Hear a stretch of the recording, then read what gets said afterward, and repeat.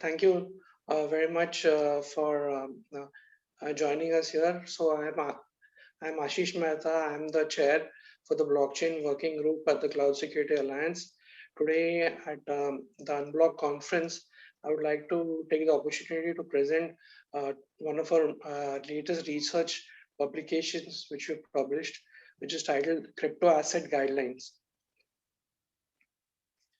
A little bit about me. So I'm a cybersecurity professional with about 10 years of cybersecurity experience in the global environment.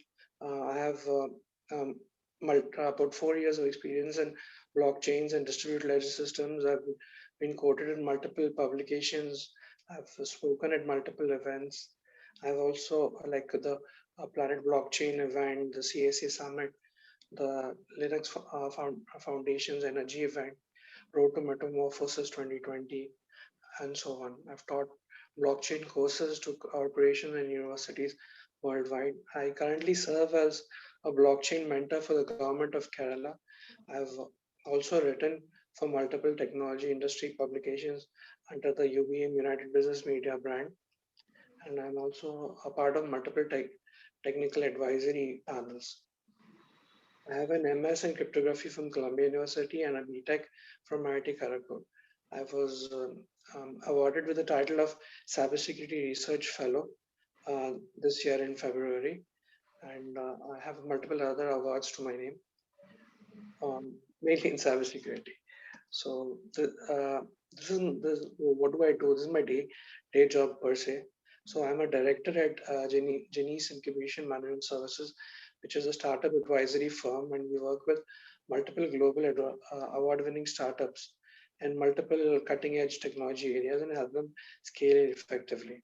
So we were recognized by the DPIIT as well as by the United States Patent Authority for our work. Our motto over here is very simple: wherever the startups need us, we are there. And now to the Cloud Security Alliance. So the Cloud Security Alliance is a global member-driven non-profit organization which publishes peer-reviewed documents, research papers, training tools, webinars for access to the global IT community in the field, primarily in the field of cloud security. We have more than 10,000 members worldwide. We also present knowledge from SMEs, subject matter experts, in a vendor neutral setting to share their experience in multiple technology settings, but also in blockchain. So we have about 22 separate research working groups doing active work in this space, and more than 1,000 man hours of expertise represented in each of these working groups. Some of the companies represented include Microsoft, IBM, SAP, Deloitte, TD Bank, and so on and so forth. Some of our very popular published initiatives through the blockchain working group are blockchain glossary, blockchain and secure IoT, a documentation of successful use cases, security best practices in blockchain, impact of quantum computing on blockchain.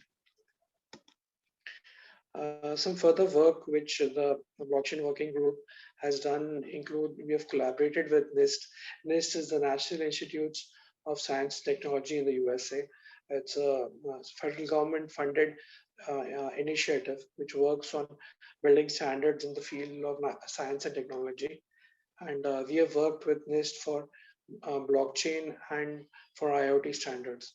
We also collaborated with OWASP. OWASP is the Open Web Application Security Project on secure medical deployment standards and multiple other IoT related projects. We have co-marketing and co-education partnerships with DTCC, which is a $1 trillion derivatives trading firm in the US, the IOTA Alliance, and with various other universities for certifications and education.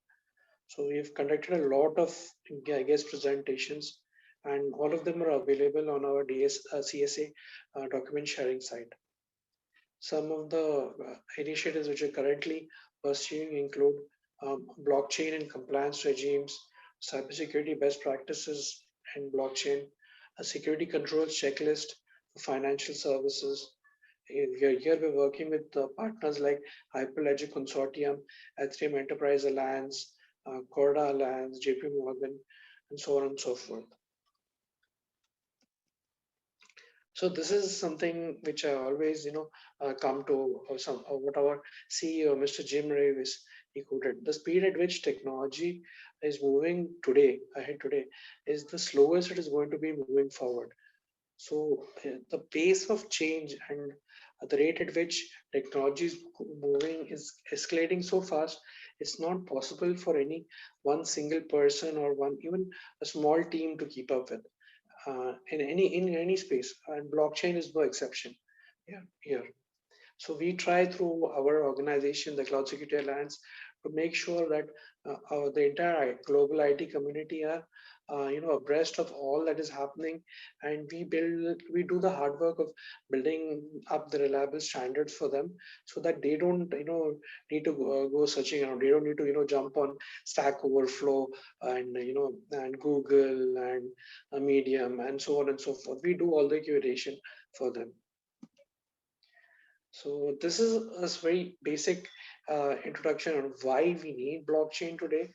The primary reason is because conventional ways of managing all these issues, whether it's identity management, whether supply chain, finance, ledgers, it's all failing to adapt, to the current world of decentralization. In finance, we have this new term called DeFi, distributed finance. So it's not possible, and we cannot expect the conventional enterprise systems to cope with those kind of distributed systems. And plus, we are seeing a lot of attacks, cybersecurity related attacks today, like the $2 billion PNB scam, the IoT, multiple IoT devices which are creating botnets, decentralized grids. So these are all very serious issues which conventional systems are facing today and are struggling to keep transaction costs low, maintenance costs low, and at the same time maintain scalability across millions of users. So this is the primary area where DLTs or blockchains can give you that unique ability to manage all these multi-party transactions, issue smart contracts, and store important information in a cryptographically secure manner. Next slide, please. So these are some of the more common, trust intermediary issues, which have failed. Whether it is the Swift attack that happened in the case of Bangladesh Central Bank, or the famous Equifax data breach which happened in 2017, the Heartland breach, the Mastercard breach, JP Morgan. All these have been Visa. All these are very big names, but they have all been hit very severely today. So, so we try. These are all the areas in which blockchain is being considered or has been deployed. All these companies today has a potential to ensure that these security attacks don't repeat in the future. This is a very simple and basic definition for blockchain. It's a decentralized, distributed network wherein transactions are stored in a cryptographically secure manner and not on any single computer or single central authority. All right, now I would like to switch tracks a little bit. So far, I've spent some time discussing about blockchain and why it has potential value. I thought I would give a short, introduction into the world of reserve currencies. A reserve currency is basically a currency which is accepted as legal tender worldwide. Everybody knows that the number one reserve currency today is the United States dollar. But if you look at the history of world reserve currencies, and here I'm quoting from Milton Friedman and his monetary classic called Money Mischief. Milton Friedman was a Nobel laureate who was also the also the Treasury Secretary for the US back in the 60s. So if you look at what he's quoted, we started with Portugal in the 1400s, where their currency was pegged to silver. Then we moved on to Spain in the 1500s. Again, it was pegged to silver. The Netherlands in the 1600s. Then France in the 1700s, where the reserve currency was pegged to both gold and silver. Then the United Kingdom between 1800 and 1944, where again it was pegged to gold and silver. And from 1944, when the Bretton Woods Agreement was put in place, to 1971, it was the United States, US dollar, which was the world reserve currency, and it was pegged to gold. In 1971, when when Richard Nixon, the president of the United States at that point of time, depegged the dollar from gold, it created a free floating currency. And between 1971 to 2009, today, we have a free floating uh, reserve currency system. Now, post 2009, we have what is now called as the quantitative easing system, where the central bank is basically printing money at will. So this is all, the basic history of where we were, and where we are today. And now this raises the important question of what next. So there are two options. One is what is known as the next slide, please. Yeah, one is what is known as the CBDC, which is the central banking digital currencies, where the central banks want to retain control over fiat currencies and monitor how they are exchanged. Uh, s- and or the alternative are the current cryptos which are there in the market today, whether it's Bitcoin, whether it is Ethereum, whether stable coins. Here, central banks will have no role to play, but yes, they can monitor their exchange through some third-party entities. If you look at some of the next slide, please. Yeah. So if you look at some of the recent, news events that have been registering globally in the last month or so, we are seeing some very interesting announcements from the US, from India, as well as from elsewhere. So I thought I'll just share a couple of them with you. First was the US President's Working Group of Financial Markets. They published that for any stable coin uh, to gain adoption as legal tender in the US, it has to align with normal regulatory concerns. But normal regulatory concerns means whatever is related to the United States dollar, they are expecting the same standards to be followed by any of these stable coins or cryptos if they are to gain adoption. And then we have just last week, the United States Federal Reserve Chair. He was speaking to the Congress, and he said very clearly, we're looking very carefully at issuing a digital dollar, and it's a high priority project for us today. Then we have the US Treasury Secretary, and she's a former chair of the Federal Reserve, Elizabeth Yellen. She very strongly believes in the digital dollar, and she believes it can lead to faster, cheaper, and easier transactions, as well as to wider access. So basically to ensure more access for the wider global community. And in Cambodia, uh, Cambodia launched was the first country in Asia to launch a fully functional central bank digital currency. They did that in October 2020. Other countries in Southeast Asia are also pushing ahead with very aggressively with their own projects, including China, which is doing a lot of trials today. So, in the case of Cambodia, the story is very interesting. The reason why they decided to go ahead and launch a central banking digital currency was because their domestic currency did not have much traction in their internal market. It was primarily, it was quite funny actually. They say they want to stop the US dollar from occupying our entire, monetary space domestically. That's why we launched our own CBDC, a central banking digital currency.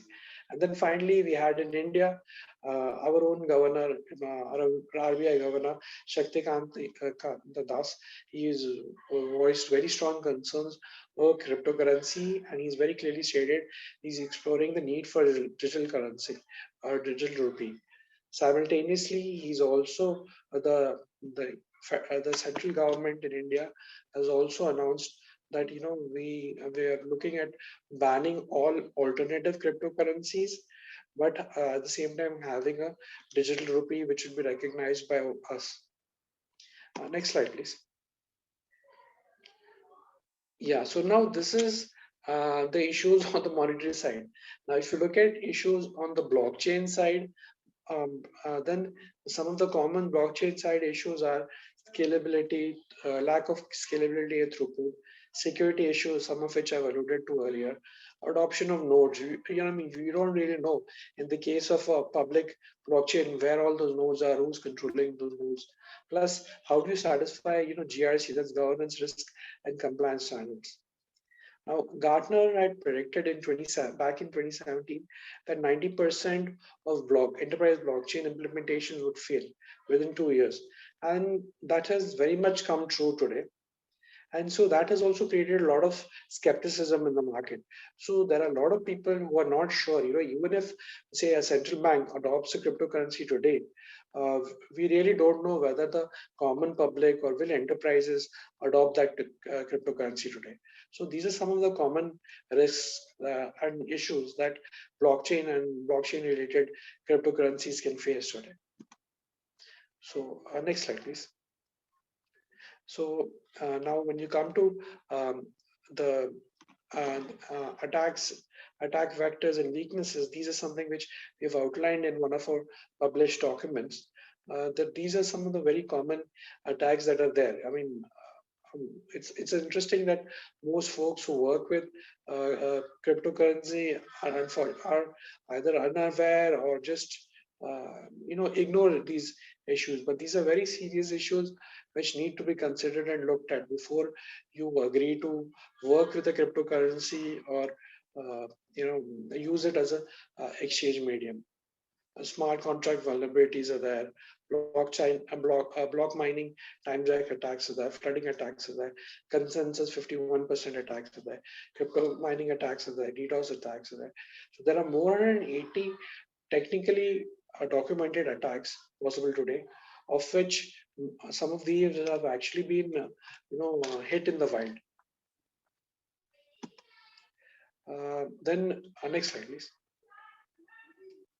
So then, and now finally we come to the world of post-quantum blockchains. Now, this is another issue which is gaining traction uh, global in the cryptography space, where we're entering a new world called post-quantum cryptography.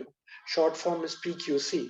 So what happens in that is the conventional cryptography networks, they are not capable of coping with this new technology called quantum computing, which totally changes the way cryptography works today.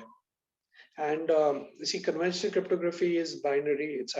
It's either a system of zeros and ones where you have cryptographic puzzles, but the post quantum world, you have to work with something called Schrodinger's uncertainty principle, where it's not in a steady state at any point of time.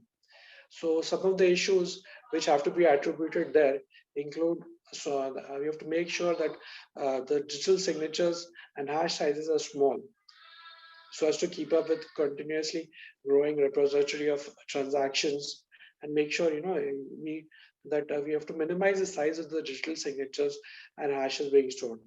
Smaller public and private key sizes.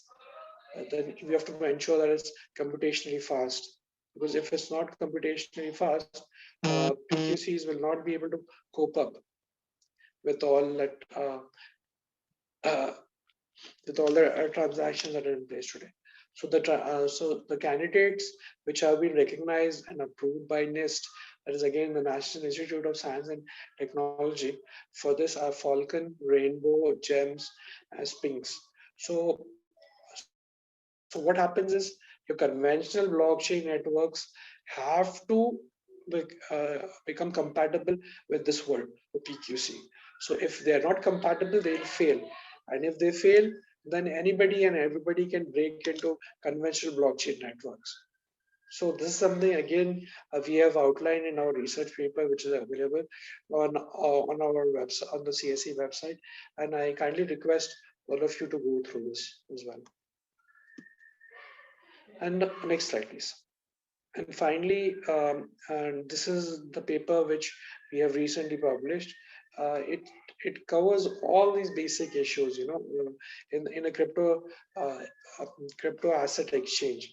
and and tries to come up with a good documentous list of guidelines to make it easier for industry professionals to learn from what has succeeded and more importantly what has failed, in the current let's say scenario.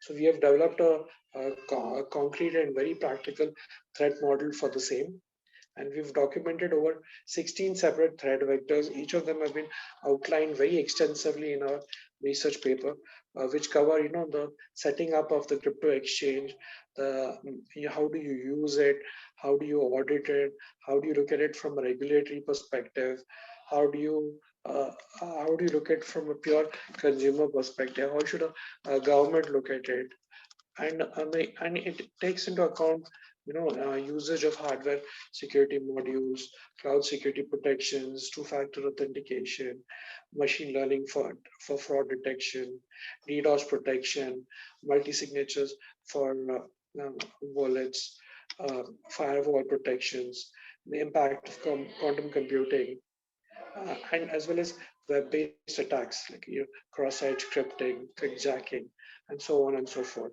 So all of these have been outlined in our document, which I would request the audience to go through and understand before. Because see, the thing is, at the end of the day, the Cloud Security Alliance is a non-profit, but we are very seriously concerned about the kind of work that is going on today, and exchanges and what all exchanges are coming up with and what all they're doing today. And our primary concern is to ensure that the whole crypto exchange market doesn't fail because of skepticism, and because people start rejecting it outright, because security guidelines are not maintained.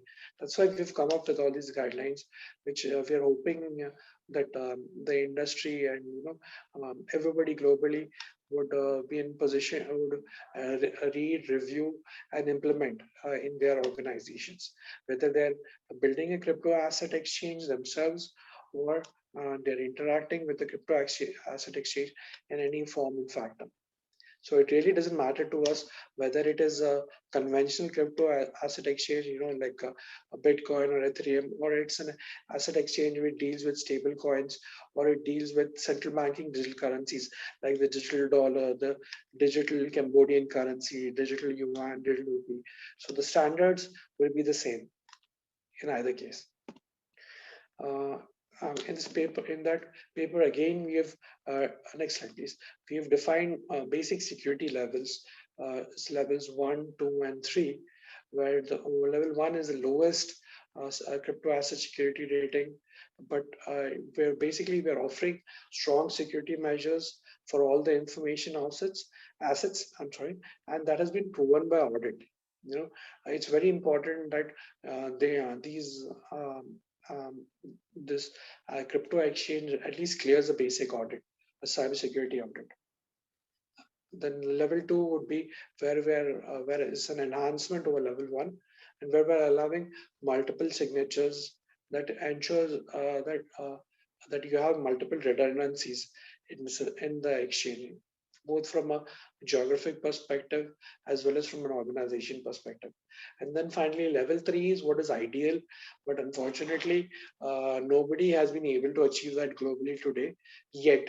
I mean, exchanges are trying, but nobody has been able to do that today, which is where basically we have formalized policies and procedures which are enforced very strongly, and at each and every step of the organization, uh, it's followed very clearly and with strong security best practices in place. You're following data authenticity procedures, we're ensuring geographic distribution, we're ensuring organization distribution, we're minimizing, and we're looking at to minimize compromises, security threats in each and any way possible. So here we have also made sure that advanced authentication techniques are also compulsory. Key security aspects which you have outlined here include hardware, so various aspects to do with hardware, software, and personnel. So this includes your audit logs, proof of reserve. I mean, the thing is, see, when you're trading in a crypto exchange, there will be some cryptos kept on margin, right? So how do you ensure that they don't go over their margin? So that kind of proof is something which is very important. Otherwise, those crypto exchanges will fail. It's happened uh, uh, quite routinely in the recent past. Like a couple of exchanges in Japan and Korea failed in this fashion. Data sanitization policies, policies related to wallet creation, key seed creation, key storage, key usage, key compromises, third-party audits, and so on and so forth. So, so this is what we have tried to do through our research papers at the Cloud Security Alliance. I will, um, I will very much,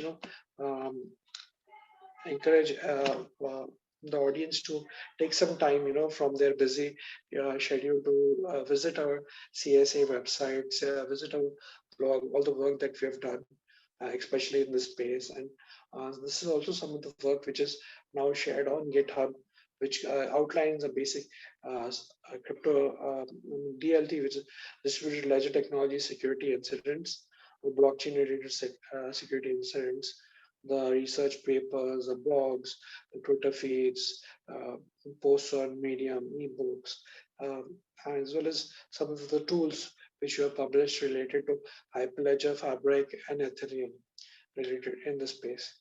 So it's all there. It's all open source, freely accessible. We are not asking for anything from you. We just want you to go. Next slide, please. Yeah, right. It's all there online. It's all free. It's all open source. We're not asking any money from you. We don't want anything from you. We just want you to go online, read it. If you feel the educational material which has come from the hard work of all our thousands of volunteers worldwide is valuable to you and your organization or your teams, please disseminate it all over. That's all, and we very much welcome you all to join the Cloud Security Alliance blockchain working group, or if you're interested in any of our other working groups, also you're very much welcome to join us. You can get in touch either with me. My email is there on the deck. It's Ashish @inkmantra.com, or you can get in touch with our program director and manager, research program director manager, Hilary Barron. That's H Barron at cloudsecurityalliance.org. So please do join us, and we hope to have more of you on board with us to help us build a stronger and more effective cybersecurity focused community worldwide. Thank you. And finally, I would like to uh, end by thanking Anupam and the entire team at Octaloop for giving me this opportunity once again to present at Unblock conference.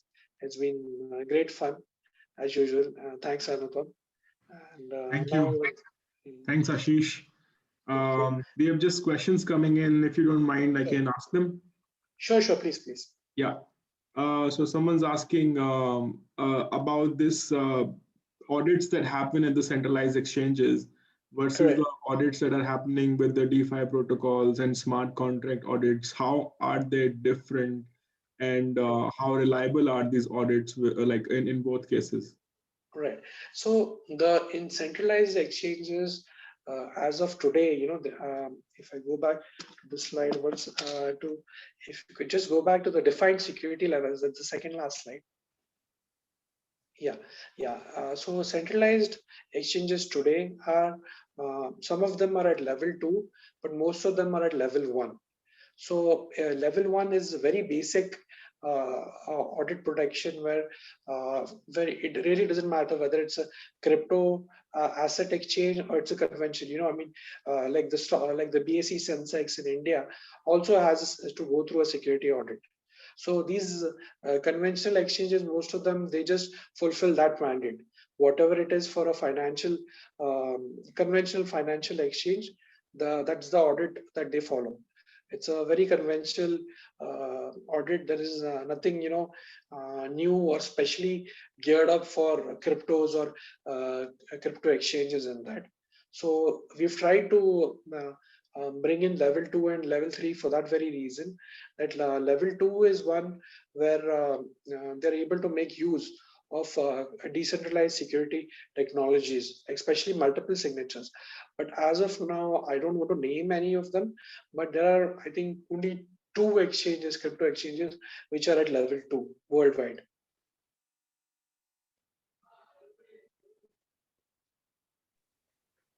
Right. Right.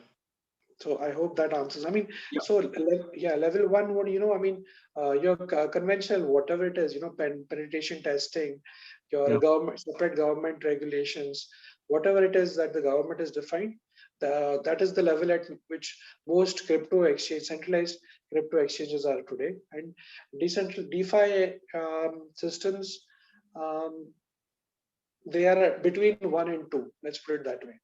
Okay. Some are at 1, some are at 2. Okay. Okay. So where would you put Nasdaqs and NSEs, BSEs? Would they be level three? No, no. They are at level 1 only because they don't have anything specifically geared for crypto assets today. So Nasdaq, NSE, so there's BSE. so there is no nothing is at level three, is it? No, So no, no. As of today, no, no, no, oh, no wow. exchange. All right. There's another question. Someone's asking, and I have a feeling that he's from or she's from Kerala. They want to know your work with the Kerala government or the Kerala, Blockchain state. Yeah. authority. Yeah. So this was started in 2018 by the government of Kerala. So they launched something called a Kerala Blockchain Academy. It was started under Triple IT MK. This is in Trivandrum. It's a state government sponsored uh, information technology and management college. Under that college, they've launched the Kerala Blockchain Academy, and they have a mandate to train about 5,000 blockchain professionals in Kerala every year.